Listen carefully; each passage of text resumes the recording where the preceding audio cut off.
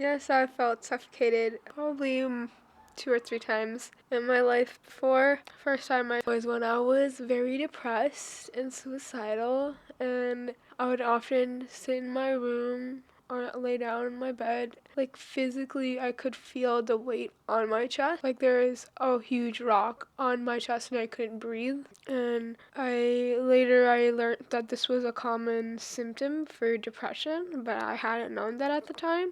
The reason you have best friends is the reason you have people you care about. It's the reason you have people you love. Because those are the people that are only going to understand when you're actually suffocating. Because unfortunately, people suffocate in present and nobody will know it, you know? Really, I didn't even realize that felt the way I did until I had someone to talk to about it. And at the time, like, I didn't have my parents or anybody to talk about it with. So, when I saw my first therapist was around that time. And I'm not saying that that fixed it immediately, but over time, just knowing that somebody understood what I was going through kind of like offered some type of comfort, I guess you could say. I guess that was the first time someone has told me, hey, you're depressed, and that's okay. It's okay. And hearing that was a bit of a relief. Like maybe I wasn't over the surface, but I did feel like I could at least see the light. If for me to get out of my suffocating scenario, I look for the people in my life that understand my dynamic and like what I'm going through, and I try to understand other people's dynamics. And it's like interesting. It's kind of the same. There's the same feeling when you're in a room and you can see a person that's suffering, and nobody else in the room cares about it, but you understand that that person is like suffocating